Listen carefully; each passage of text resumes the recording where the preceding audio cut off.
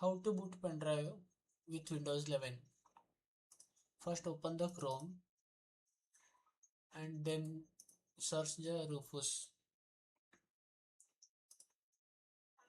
Open the first link, then scroll down and this file is download.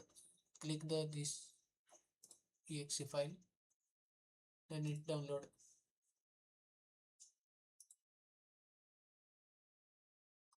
Open and run as administration. Click yes.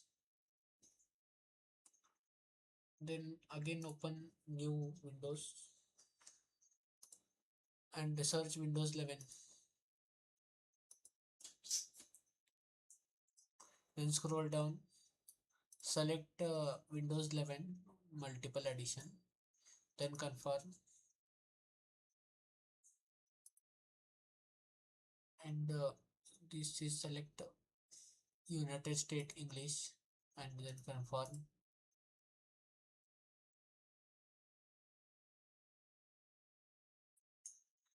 And then click on 64-bit download. It will be download. Take sometimes.